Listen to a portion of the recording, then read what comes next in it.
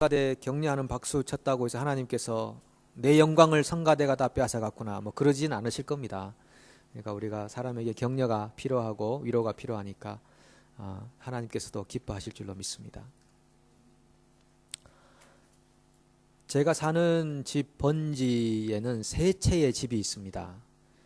첫 번째 집에는 인도 분이 살고, 두 번째 집에는 중국 분이 살고, 세 번째 집에는 한국 사람이 삽니다. 아시안 번지라고 이렇게 부르는데, 첫 번째 집에 사는 인도 분이 집 수리를 많이 하십니다. 제가 거기 이사 간 지 한 2년쯤 됐는데 아마 2년 안에 수차례 그 수리를 하신 것 같아요.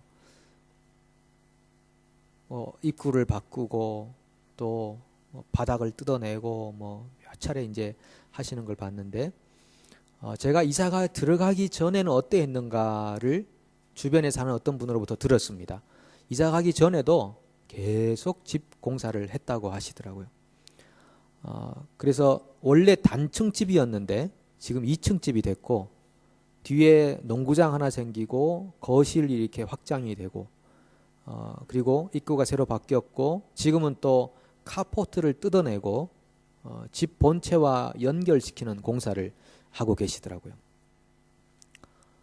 그렇게 집을 수리하고 확장하는 이유가 뭘까요?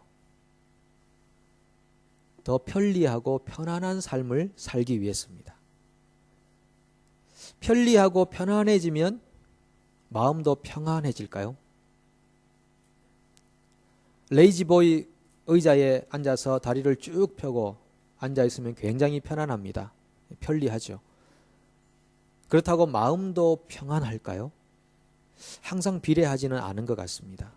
중국의 자본주의가 들어가서 많은 부자들이 생길 때에 사람들이 집을 크게 지었지만, 편리하고 편안하게 살게 되었지만, 혹시 이 집에 강도가 들어올까, 도둑이 들어올까 싶어서 담을 크게 이렇게 짓고 그 위에다가 철망을 씌우는 그런 일을 많이 했다고 합니다. 편안해졌지만 마음은 더 불안해졌다, 그런 뜻이 되겠죠.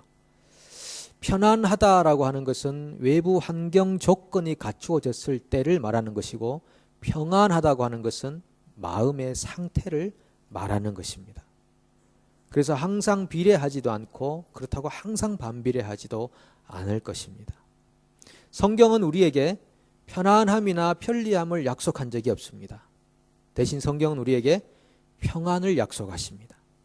예수님께서 이렇게 말씀하셨죠. 요한복음 14장 27절입니다. 평안을 너희에게 끼치노니 곧 나의 평안을 너희에게 주노라. 내가 너희에게 주는 것은 세상이 주는 것과 같지 아니하니라. 너희는 마음에 근심하지도 말고 두려워하지도 말라. 이 요한복음 14장부터 16장은 예수님께서 잡히시던 날 제자들과 함께 유월절 예식을 거행하면서 하셨던 말씀입니다. 굉장히 긴 말씀이죠. 석장이나 되는 말씀을 제자들과 함께 나누셨는데, 예수님 뭐라고 하셨냐면은 내가 세상을 떠날 것이다. 너희는 내가 있는 곳에 오지 못한다. 그런 말씀들을 하셨습니다. 극도의 불안감이 제자들에게 찾아왔습니다. 예수님 어디로 가시려고 합니까? 떠나시면 안 됩니다. 그런 마음이겠죠. 극도의 불안감을 가지고 있는 제자들에게 예수님께서 하신 말씀이 내가 너희에게 평안을 주노라 라고 하는 것이죠. 그래서 그 16장 석장의 제일 마지막 끝절이 이렇게 또 말합니다. 33절인데요. 이것을 너희에게 이르는 것은 너희로 내 안에서 평안을 누리게 하려 함이라. 세상에서는 너희가 환난을 당하나 담대하라. 내가 세상을 이기었노라. 어쩌면 석장이나 되는 긴 말씀 내내 예수님께서 평안을 주겠다, 평안해야 된다, 두려워하지 말고 근심하지 말고 염려하지 마라, 너희들 정말 평안해야 돼, 이것을 내내 반복해서 하신 말씀과 같은 것이죠. 예수님께서 십자가 지시고 부활하신 다음에 제자들을 만나셨는데, 만나신 후 첫 번째 하신 말씀이 어떤 말씀인가 하면 요한복음 20장 19절 이 말씀입니다. 이날 곧 안식 후 첫날 저녁 때에 제자들이 유대인들을 두려워하여 모인 곳에 문들을 닫았더니 예수께서 오사 가운데 서서 이르시되 너희에게 평강이 있을지어다. 말씀대로 세상에서는 환난을 많이 당하고 어쩌면 불편하고 불안한 삶이 연속되겠으나 그러나 너희 안에 마음만은 평안을 얻어야 한다. 그것이 예수님의 진심이었다는 것이죠. 평안이라는 것은 마음을 들끓게 하는 요소가 없어졌다는 것입니다.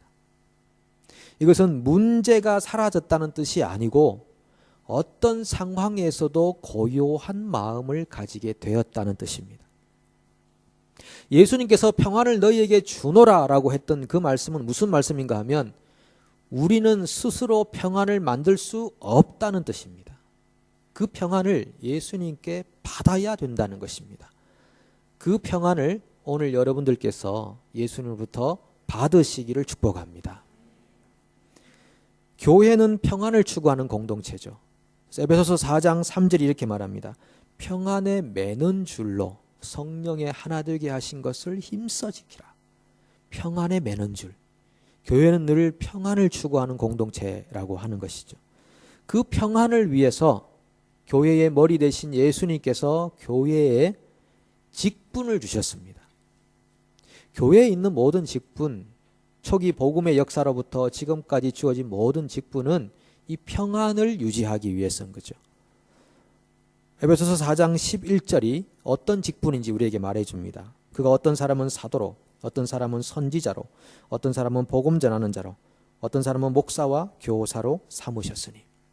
사도, 선지자, 복음 전하는 자, 목사, 교사, 이 모든 직분들은 바로 평안을 위해서 주신 직분이라는 것이죠. 오늘날 교회에 있는 모든 직분도 평안을 위해서 주신 직분들입니다. 이 평안은 어떻게 생기느냐? 하나님의 진리의 말씀을 올바르게 전달하고 올바르게 적용해서 살아갈 때 우리 가운데 평안이 생긴다. 그것 때문에 이런 직분자들을 우리에게 주셨다는 말씀이죠. 예루살렘에서 북쪽으로 약 480km 정도 떨어진 도시에 교회가 하나 생겼습니다. 참으로 놀랍고 신비한 일이었죠. 이방 땅에 교회가 생겼다. 그것이 안디옥 교회이지 않습니까?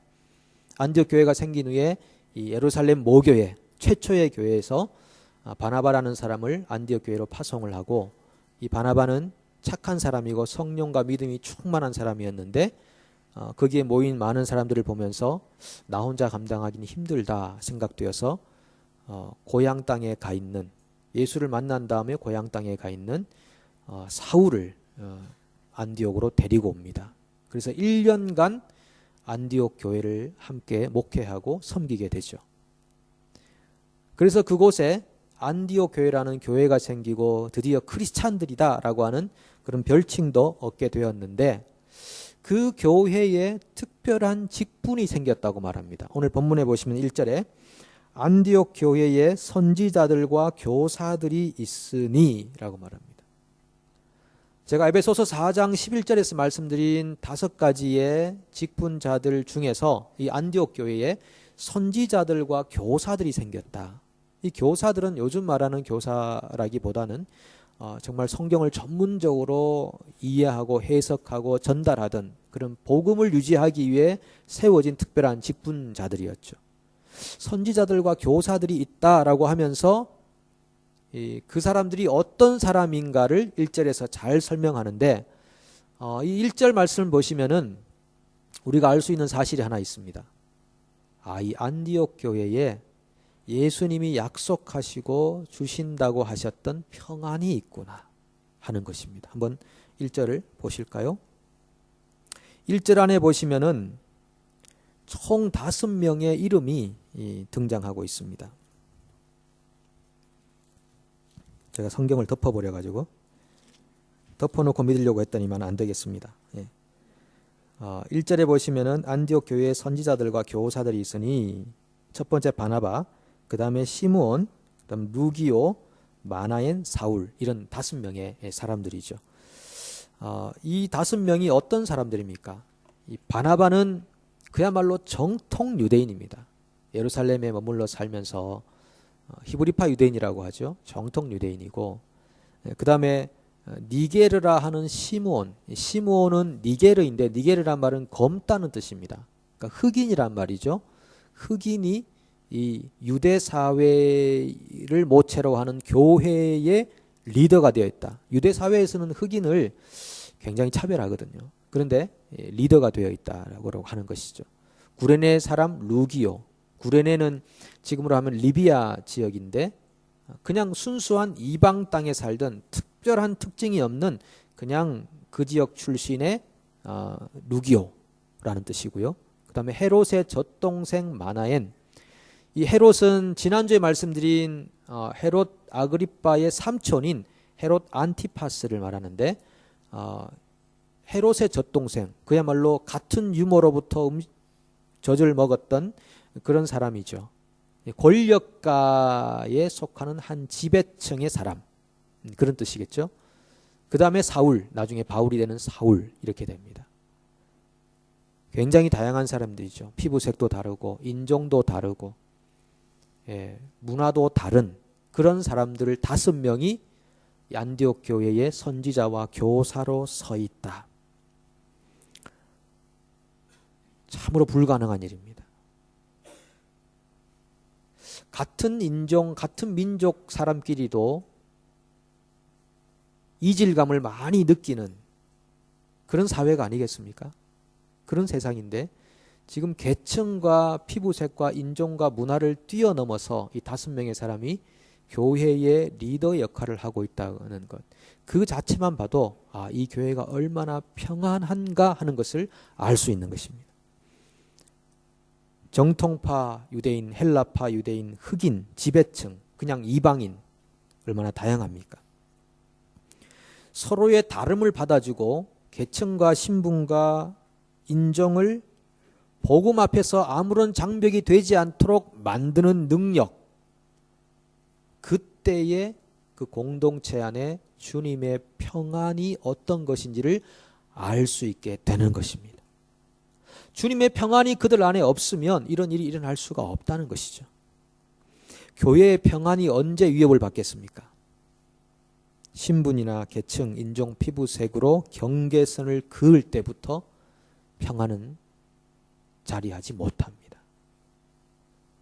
어떤 교회는, 우리 교회는 엘리트들만 모이는 교회야. 엘리트가 아니면 못 온다. 어떤 교회는, 우리 교회는 블루 칼라들만 모이는 교회니까 화이트 칼라는 못 온다. 거기서부터 평안은 깨어지는 것입니다. 돈 있는 사람들만 가는 교회, 우리 교회는 돈 없으면 못 온다.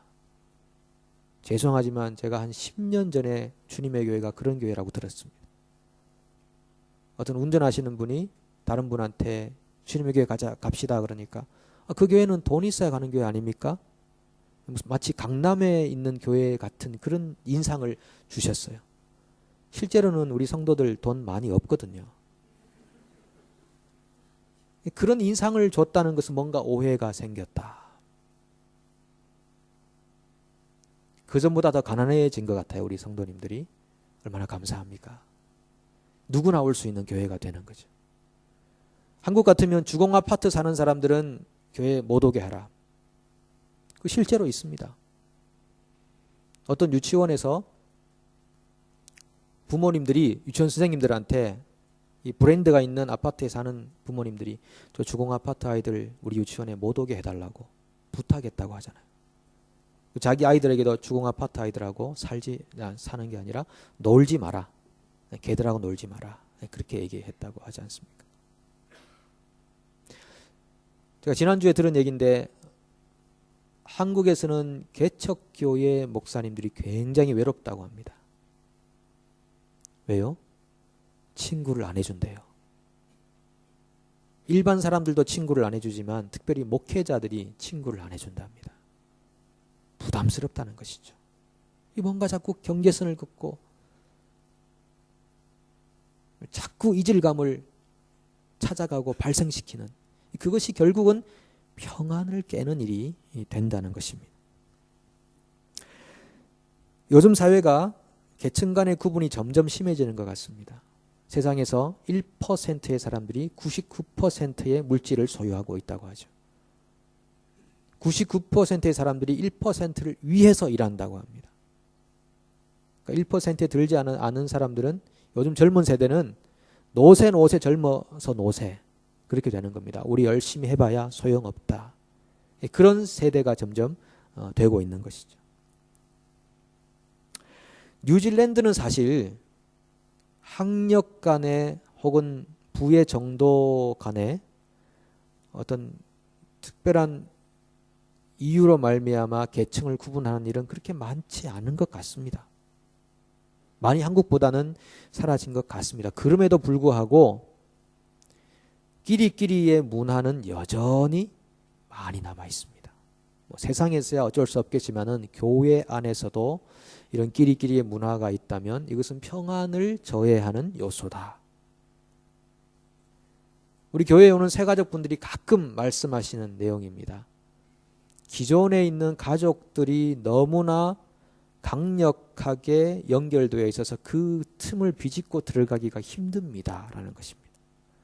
물론 새가족분들도 노력하고 새로운 공동체에 적응하기 위해서 힘을 써야 하겠지만 그런 인상을 준다는 것 자체는 우리 자신을 돌아보아야 하는 일이 아닌가 하는 것이죠.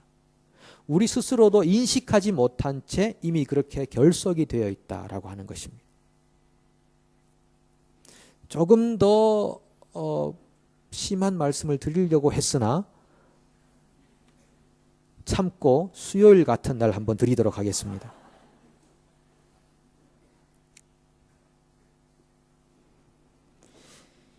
이 안디옥 교회를 보십시오. 유대인, 이방인 충분히 나눌 수 있습니다. 당신 유대인이고 당신 이방인이면 유대인이 이방인을 차별하고 절대 못 오게 할 수 있는 위험성이 내재되어 있었죠. 권력가와 피지배층. 피지배층이 많으면 권력가를 밀어내려고 할 것이고 권력가들이 많으면 피지배층을 오지도 못하게 만들 것이고 그런 위험성이 내재하고 있었습니다. 흑인을 경시하는 유대 문화 분위기. 그 당시의 사회적인 분위기, 친로마파와 반로마파의 분위기. 어떤 것으로든 안디옥 교회에는 나뉘어질 수 있는 강력한 요소들이 존재하고 있었습니다. 그런데 그 모든 것을 극복했다. 왜요? 주님께서 주시는 평안이 각 사람들의 심령 안에 있었기 때문입니다. 지금 우리 삶 속에 왜 평안이 없습니까? 때로 물질 때문에 평안이 없을 수도 있고 때로는 비자 문제 때문에 그럴 수도 있고 건강 문제 때문에 참 염려와 걱정 때문에 평안이 없을 수도 있습니다. 그러나 많은 경우 관계 문제로 인한 불안함과 불편함이 우리 가운데 있습니다. 내가 스스로 그어놓은 경계선이 있기 때문에 그럴 수 있습니다. 나는 그를 받아들일 수 없고 내가 그에게 받아들여지지 않는 것 때문에 공동체 안에서의 평안을 경험할 수 없습니다. 그래서 어떤 경우는 교회를 다니지만 그냥 그만 다니고 싶다는 생각이 들 때가 있습니다. 마음이 힘들면 갈등하고 이럴 바에 교회를 왜 다니나 그리고 교회를 그만 다니고 싶은 마음이 생기기도 하고 그리고 교회를 다녀도 그냥 조용히 뭐가 그렇게 좋으십니까? 교회를 다녀도 그냥 조용히 그냥 왔다 갔다만 하고 싶어요. 관계하다 보면 마음이 상하니까 나를 받아주지도 않고 내가 받아줄 수도 없고 그러다 보니까 이 평안이 없어서 스스로 평안을 찾아가는 방법이 바로 아주 소극적인 그런 그리스도인으로 살고 싶은 마음이죠. 근데 이것은 주님이 약속하신 평안은 아닌 것 같아요. 주님이 약속하신 평안은 때로 불편하고 또 불안함들이 여전히 존재하고 있지만은 한번 그 불안함을 극복해내는 것이죠. 주님과 나와의 관계에서 주어지는 그 평안의 힘이 있어서 그 진리의 말씀으로 채워진 그 가슴 때문에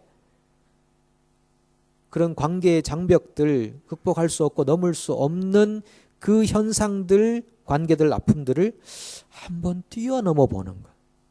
그렇게 하는 것이 참으로 평안을 얻는 예수님께서 약속하셨던 평안의 진정한 의미라고 하는 것입니다.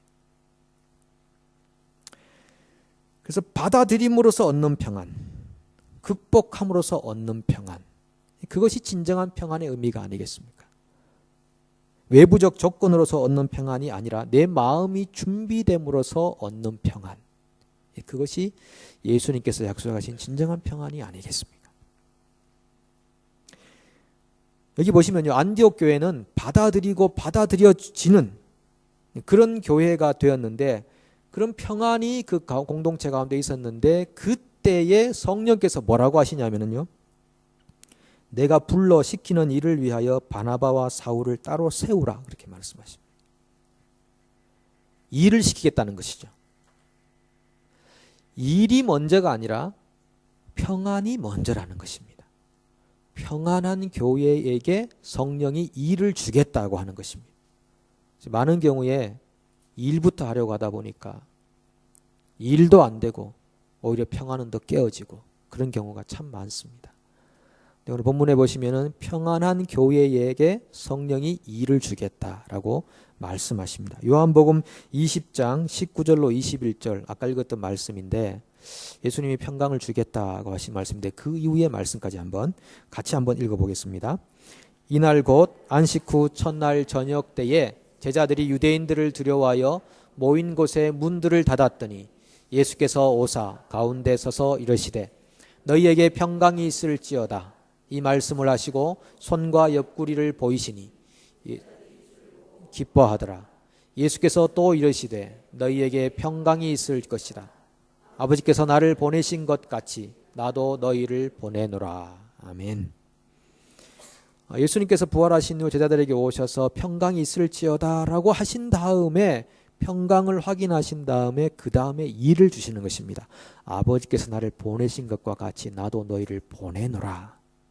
평강하지 않으면 가지 마라 이거죠. 마음에 평안이 없으면 가서 안 된다. 내가 너희에게 주는 평안을 붙잡고 그것을 충만히 경험하고 그 다음에 너희가 세상으로 나가라. 그러면 환난을 당하지만 강하고 담대하게 될 것이다. 이렇게 약속하시는 것이죠. 그래서 성령은 바나바와 바울을 따로 세우게 하시고 금식하고 기도하게 하시고 두 사람을 안수해서 열방으로 보내셨습니다.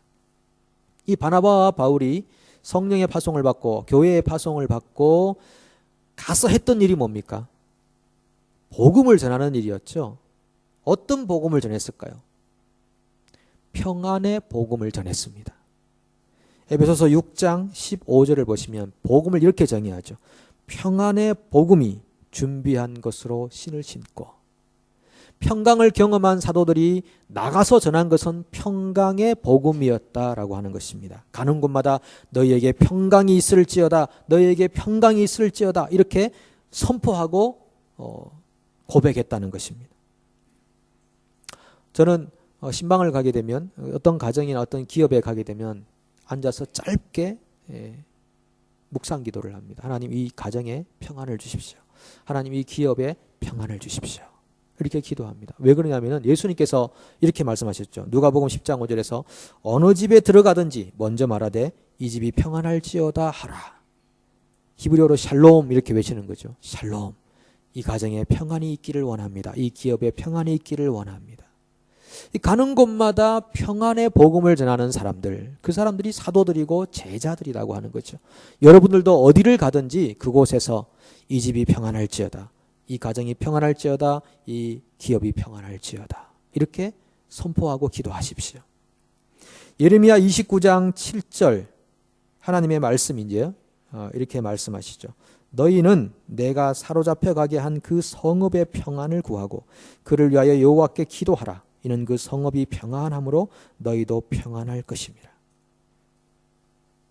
너희를 끌고 가고 있는 그 바벨론 성읍 도착하거든 뭘 하느냐 하면은 가자마자 하나님이 이 바벨론 성이 평안하게 도와주시옵소서 기도하라는 것입니다. 그 성읍이 평안해야 너희도 평안하지 않겠느냐라고 하시는 것이죠. 여러분, 우리가 예루살렘, 오클랜드의 평안을 위해 기도해야 됩니다. 하나님, 우리가 살고 있는 이 망갈의 지역이 평안하게 도와주시고 오클랜드가 평안하게 도와주시고 이 나라가 평안하게 도와주십시오. 그것이 우리에게 주신 아버지의 마음이라고 하는 것이죠. 이 나라가 평안할 때 우리도 평안을 얻게 될 것이다. 예레미야 29장 11절 이 말씀 우리가 종종 봤던 말씀인데 같이 한번 읽어보겠습니다. 여호와의 말씀이니라. 너희를 향한 나의 생각을 아나니 평안이요 재앙이 아니니라. 너희에게 미래와 희망을 주는 것이니라. 사실 이 예레미야는 지금 바벨론의 포로로 끌려가고 있는 상황에서 받은 말씀이잖아요. 현 상황은 부서지고 무너지고 예루살렘이 파괴되고 완전히 초토화된 상황이거든요. 그런데 그때 하나님께서는 내가 너희를 향한 생각은 재앙이 아니다. 이거 내 본심이 아니다. 너희에게 주고 싶은 것은 평안이거든. 너희에게 미래를 주고 희망을 주는 것이 내 본심이었어. 그러나 너희가 내 말에 순종하지 않았기 때문에 이런 재앙을 받는 것이다. 내 본심은 그게 아니다. 내 본심을 좀 알아다오. 정말 너에게 평안이 있기를 원한다. 주님의 그 마음이라고 하시는 것이죠. 우리가 주님의 말씀에 왜 순종합니까? 순종할 때 하나님 약속하신 평안이 있습니다. 불순종하면 평안이 사라집니다. 이 평안은 자동적으로 주어지는 것이 아닙니다. 어떤 의미에서 주님, 내가 주님의 말씀에 순종하겠나이다라고 할 때 그때 세상이 줄 수 없는 평안이 우리 가운데 주어지는 것이죠. 그럼 여러분 생각해 보십시오. 하나님께서도 평안을 주고 싶어 하시고 예수님께서도 부활하신 후에 제자들에게 평안을 주노라 말씀하시고 우리도 평안하고 싶은데 왜 평안이 없는 것입니까? 두 가지 생각해 보겠습니다. 개인적으로 평안이 없는 이유는 개인적으로 살아가면서 하나님과의 관계 안에서 하나님을 향한 신뢰가 부족하기 때문입니다. 공동체 안에서 평안이 없는 이유는 편리하게 살려고 하기 때문에 편안함을 추구하기 때문에 그렇습니다. 그럼 어떻게 우리가 평안을 다시 찾아야 되겠습니까? 개인적으로는 하나님을 향한 신뢰를 회복해야 됩니다. 제가 참 좋아하는 말씀 이사야 26장 3절 말씀인데 주께서 심지가 견고한 자를 평강하고 평강하도록 지키시리니 이는 그가 주를 신뢰함이니이다. 하나님을 신뢰할 때 그 마음에 평강이 찾아온다 이거죠. 제가 성경 구절 중에서 가장 마음에 닿는 구절을 찾으라고 하면 이거 찾을 것 같습니다. 여러 가지 몇 개 있습니다만 그 중에 하나가 뭐냐면 롬 8:28 로마서 8장 28절 한번 같이 읽어볼까요? 하나님을 사랑하는 자 곧 그의 뜻대로 부르심을 입은 자들에게는 모든 것이 합력하여 선을 이루느니라. 이 사실을 믿으십니까? 여기 모든 일에는요 심지어는 사망까지 포함되어 있습니다. 실패, 좌절, 실수, 혹 죄까지도 포함되어 있습니다. 우리 죄 짓고 살잖아요. 언행심사 가운데 죄 없는 일이 얼마나 있겠습니까? 잘못하고 실수하고 깨지고 무너지고 파괴되고 망하고 부서지고 이 모든 것이 합력하여 선을 이루느니라. 이게 주님의 말씀이라면 그렇게 되지 않겠습니까? 이 말씀을 향한 신뢰가 있다면 우리 삶 안에 평안이 있을 것입니다. 이런 평안이 있기를 축복합니다. 공동체 안에서는 내가 편안함을 추구하면 불안하게 되어 있습니다. 평안이 깨어지게 되어 있습니다. 두 사람 이상을 공동체라고 볼 때 저는 가정에서도 그렇다고 생각합니다. 가정에서 아내가 열심히 부엌에서 일하고 있을 때 남편은 쉬고 있습니다. 육체는 편안하나 마음은 불안합니다. 저도 새벽 기도를 마치고 가면 아내가 아이들 도시락 싸고 아침 준비한다고 저보고는 쉬라고 하거든요. 저는 곧이곧대로 믿고 들어가서 다리 쭉 뻗고 쉽니다. 아주 편안하죠. 그러나 한쪽 마음 구석에서는 불안함이 찾아옵니다. 저 말이 진실일까? 보복하지 않을까? 사실 그런 것보다는 제 스스로가 불안한 거죠. 이거 좀 도와줘야 되는 거 아닌가? 스스로 못 도와줌에 대한 불안감이 제 마음속에 찾아옵니다. 육신은 편안하나 마음으로는 불편하죠. 그러니까 내가 편안함을 찾고 편리함을 추구하면 누군가가 불편하게 된다라고 생각할 때 그때 마음의 평안이 사라진다는 것을 보게 됩니다. 사랑하는 여러분, 오늘 우리 주님을 전적으로 신뢰하십시오. 여러분의 삶을 책임지지 않겠습니까?